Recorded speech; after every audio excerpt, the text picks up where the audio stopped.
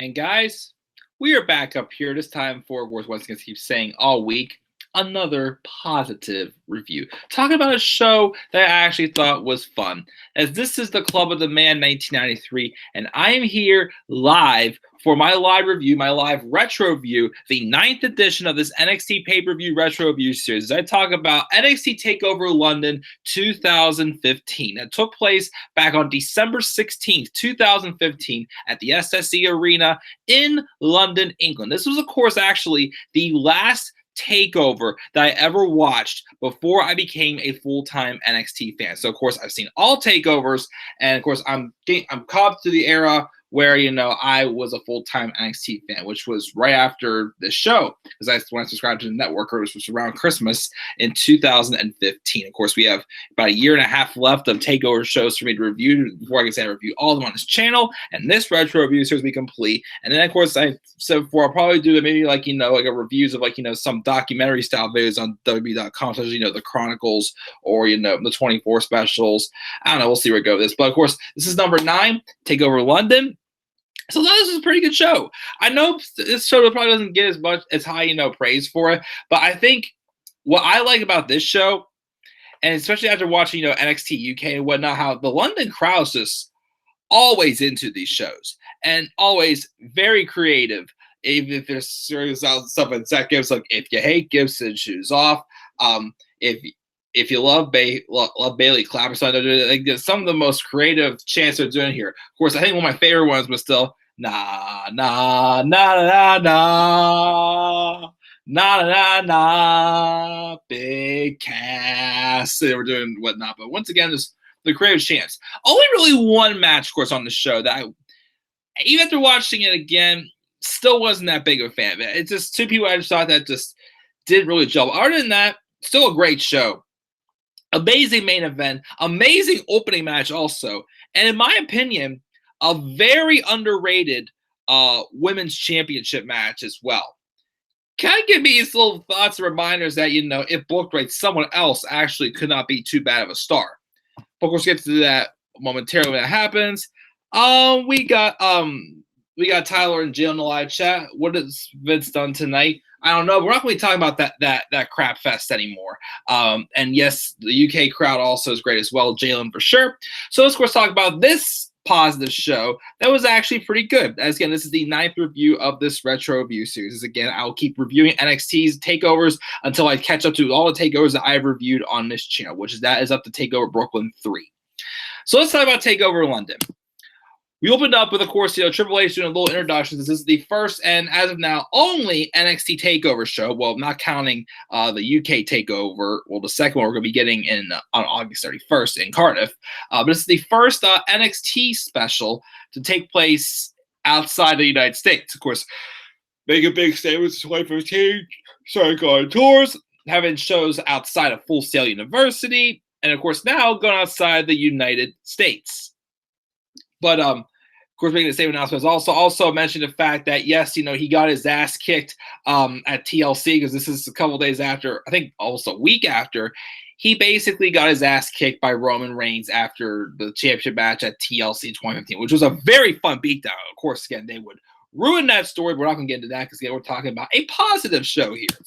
So he puts over NXT whatnot as he usually does, and then we opened up with, I know I mentioned that the championship match on this show was very underrated. Here's another very underrated match for sure. Emma versus Asuka. This is Asuka's second TakeOver match. Her first one was kind of a little bit more of like a squash match to Dana Brooke at TakeOver Respect. It was what it was. This one, though, man, I still remember watching this match.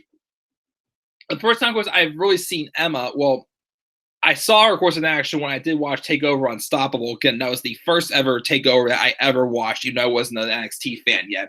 But seeing Emma in singles action again, I thought was pretty good to see. Again, I just wasn't a fan at all of her dancing gimmick. Well, again, seeing it at NXT Arrival, obviously I saw something a little bit more in it because of what NXT was doing. But on the main roster, again, they made her look like a joke with that dancing gimmick. But this evil Emma gimmick, I thought really took place in here. I mean, Emma, of course, still posed as like a threat to Asuka, I felt. putting together some big strings of offense, but just continuing just to have Asuka, just run through this women's division. And obviously a great, heel to try to put her over was definitely Emma at this time.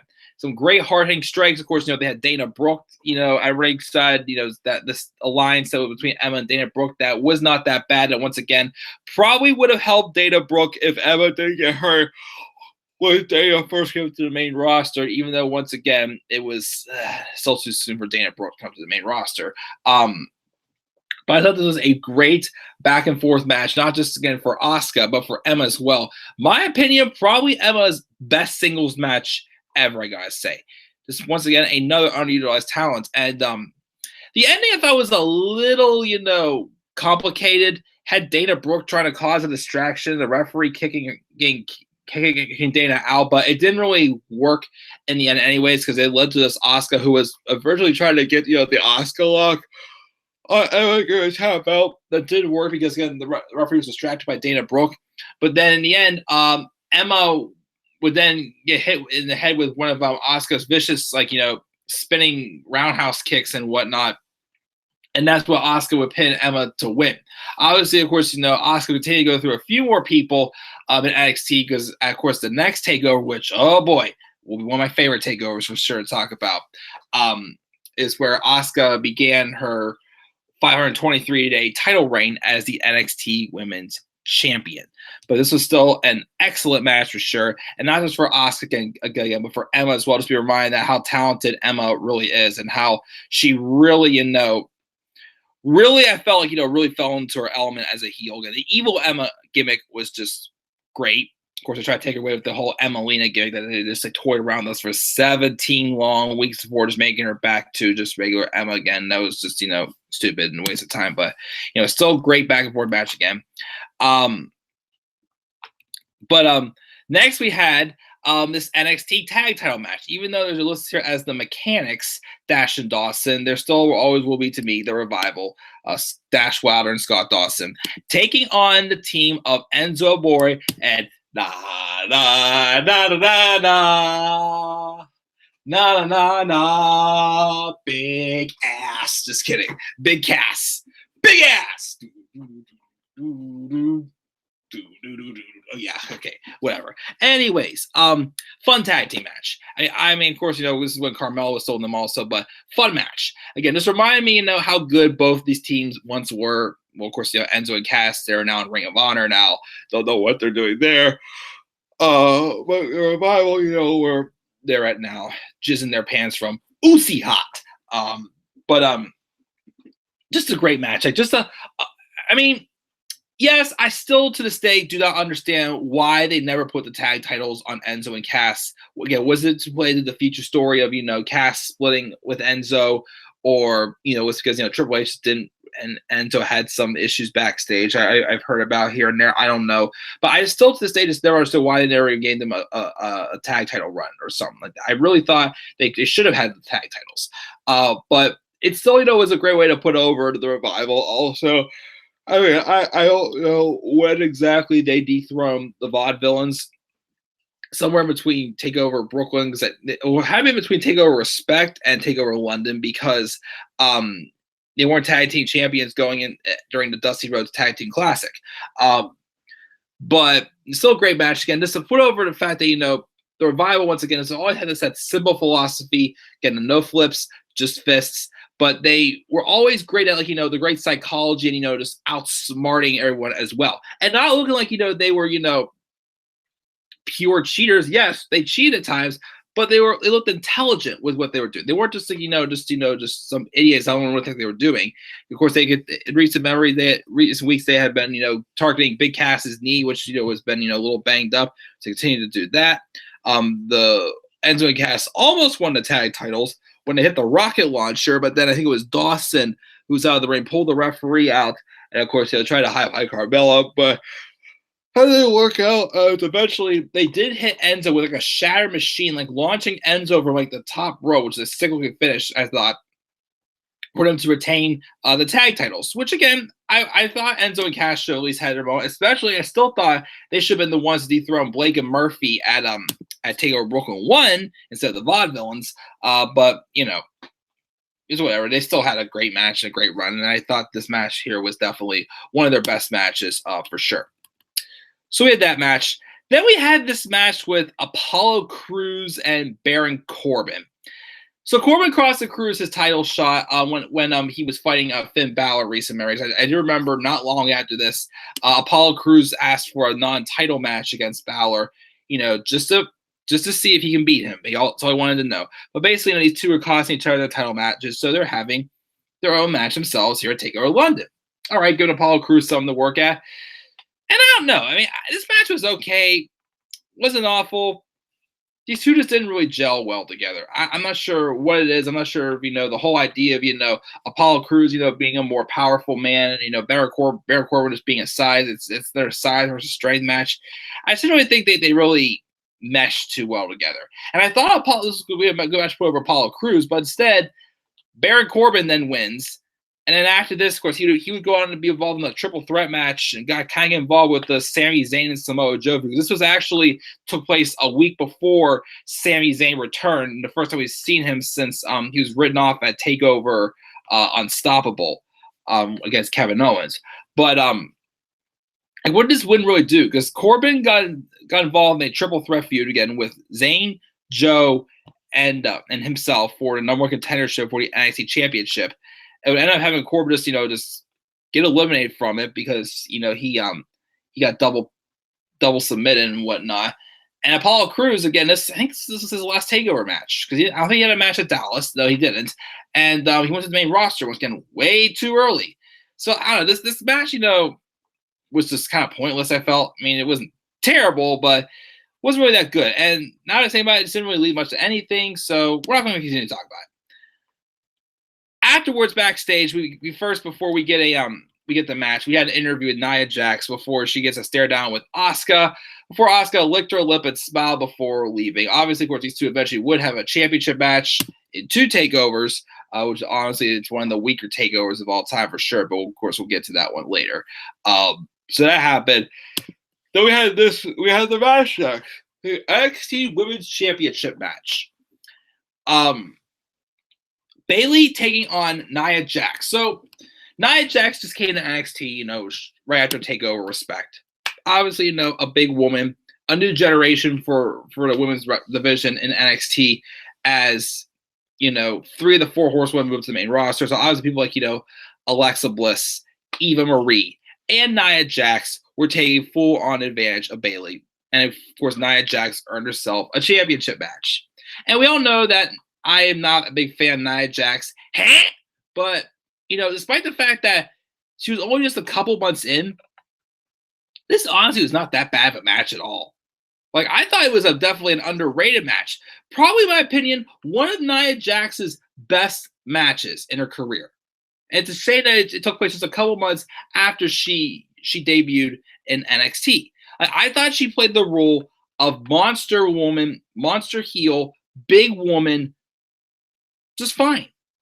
I mean, she was getting the upper hand on Bayley how many times? Bayley was the underdog fighting back. Obviously hitting with some of her best shots, like some constant Samoan drops in a row. She kicked out of a leg drop that, of course, Hulk Hogan would do. And she just fired her best shots. And the thing is that also that I liked here was she didn't look like she was half-assing it. On the main roster, they made Nia Jax always look like she was just half-assing everything. In NXT, she didn't do that. I mean, again, she has a ways to go. She wasn't, definitely, she may have been brought up a little too early as well from NXT, but still, when she doesn't half-ass it, she can actually tell a decent and compelling story. And she made, of course, Bayley, look like a great babyface return. So Nia didn't really lose. She lose at all. She lost strong and in defeat. Because, of course, Bayley would eventually, fight Nia down to a guillotine choke. She attempted it 3 times. And the 3rd time, she got Nia down, sit on her butt, and got her to tap out. Again, thought Nia actually did well in this match. And again, this was just a few months into her NXT career. And she probably put on, my opinions, probably her best match. Gotta say, but afterwards, her bad acting skills are exposed, and now to be else, she's just well, now she's on the shelf with a double knee injury, so hopefully she do. Well, I do hope she does get better, but still, Nia Jax had a good match, but so that give her praise for that. But of course, we're not happy with her after that. She didn't really become much of anything, but And then we had our main event, the NXT Championship match between Finn Balor and Samoa Joe. Obviously, again, this was kind of teased around the Dusty Rhodes Tag Team Classic because Samoa Joe kept mentioning to Finn Balor he wanted a shot at the NXT Championship. And apparently, him and Joe have been friends about 10 years, so he thought that, Balor would take action towards that. But I think Regal stopped him from stop Joe just just getting handed an opportunity. You got to earn opportunities. Even though once again, 1 week we hear, okay, you're going to be, you have to earn a championship opportunity. Next week you're here. If you want a title match, all you had to do was ask. Like, I hate when they say that because once again, aren't title opportunities supposed to be earned?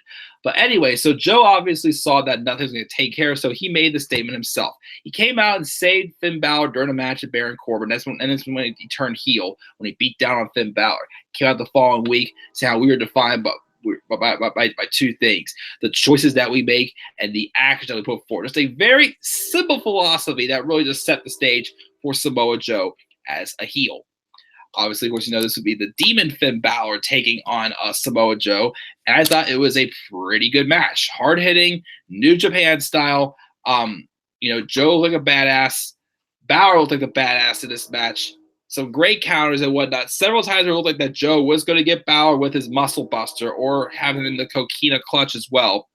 But Balor obviously did have to work to get Joe down. Like towards the end especially, he had to do like 3 or 4 drop kicks on Joe. Joe tried to avoid another drop kick, but then instead he just ran out of gas, fell on his knees. Balor did another drop kick to the back, but still wasn't enough as Joe tried to hit another insecurity, which he did hit another high insecurity, which again I could never understand how Joe could do it with his size. Especially once again, he did that on his main roster debut when he beat down Seth Rollins. He did it in freaking blue jeans. I still get how he did that. But they fought on top of the rope, a couple chops. Joe was down. Balor got up, hit the coup de grace. 1, 2, 3. Balor retains the title. Of course, afterwards, he gets checked out by a doctor. He was a little bit roughed up, maybe had a concussion or something like that, but he was okay. Because, of course, he would have another match with Joe at TakeOver Dallas, which is where we'll get to next. So, great show, NXT TakeOver London, except for that, again, that Corbin and Cruz match wasn't really, it was a mad match. It wasn't terrible, but wasn't a big fan of it. He thinks Brock cashed on Kofi. He thinks Joe should have won a championship of this event. In the words of Hail the Villain to Vince Runaway, when I say go, go, go, please. Baron Lex Luthor Corbin. God help me. Yeah. Well, now I don't like Corbin. Back then, of course, again, I was actually digging Baron Corbin again until he failed his Money in the Bank cash. And then I just lost all hope for him. His mom likes Nia. Nice. But yeah, I'll give TakeOver London the same grade I think I gave it back then. A-. A- TakeOver London. But of course, next, though, it's a legendary show. Okay, one of my the first TakeOver I actually watched as a full-time NXT fan. And boy, did it not cease to disappoint. We had a great tag team match. We had a great women's title match. Another good rematch with Balor and Joe. But of course, there was a huge debut that night. That, of course, now both these guys' match are let to nobodies. But it was one of those matches where if you didn't know who this man was before he stepped in, you then knew after this match. One of my top 3 matches of 2016, which I can't wait to talk about, which we will talk about next in the 10th edition of this NXT Retro Review series. So guys, A- TakeOver London. What are your thoughts on TakeOver London? Leave your thoughts down in the comment section below. And as always, slap a like on my videos. So we're kind of my channel. Follow me on Twitter at DemandAirBonnie3. I'll probably back up here one more time tonight to review 205 Live. So until then, guys, I will see you guys in a little bit. Have a great rest of your night. Peace out, everybody.